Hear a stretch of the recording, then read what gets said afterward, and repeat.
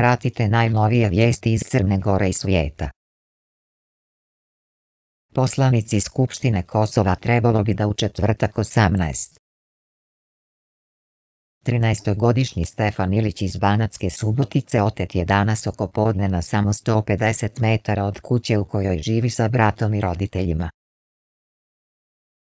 Nakon najavljenih rezolucija o Srebrenici u Savjetu bezbjednosti Ujedinjenih nacija i Evropskom parlamentu, takva inicijativa se pojavila i u predstavničkom domu Kongresa Sjedinjenih Američkih Država. Oko 10.000 Albanaca iz Makedonije učestvovalo je na protestu u Skoplju i zatraženo je da anti-albanska i korumpirana vlada Makedonije podnese ostavku, prenose opozicioni albanski mediji u Skoplju. Na trećem kongresu Foruma mladih Bošnjačke stranke održanom danas u Rožajama za predsjednika mladih je reizabran Sead Šahman. Predsjednica Hrvatske Kolinda Grabar-Kitarović osudila je danas iscrtavanje kukastog krsta na igralištu stadiona Poljud u Splitu koji je uočen na sinoćnoj utakmici kvalifikacija za Evropsko prvenstvo između fudbalskih reprezentacija Hrvatske i Italije.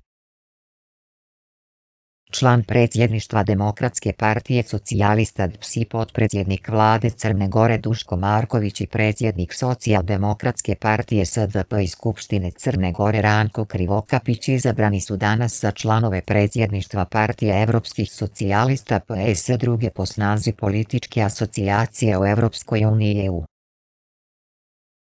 U najvećim španskim gradovima Madridu i Barceloni danas će, kako se očekuje, zakletvu položiti ljevičarske gradonačelnice Manuela Carmena i Ada Colau, što će biti jedan od najvećih političkih preokreta tokom dugog niza godina.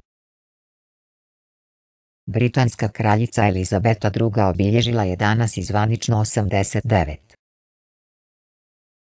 Rimokatolički poglavar Papa Franjo predložio je da se odredi tačan dan kada će katolički vjernici zajedno sa pravoslavcima slaviti hrišćanski praznik Vaskrs ili Uskrs.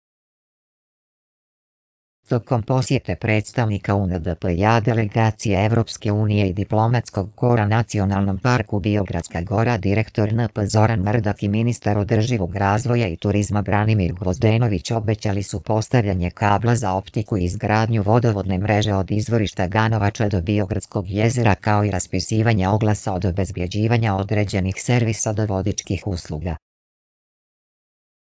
Član predsjedništva Demokratske partije socijalista DPS i potpredsjednik vlade Crne Gore Duško Marković izabran je za člana predsjedništva partije Evropskih socijalista na upravo završenom 10. kongresu ove evropske političke organizacije koji je održan u Budimpešti pod motom Ujedinjeni za nova radna mjesta. Opširnije na portalu www.crna.gore.me.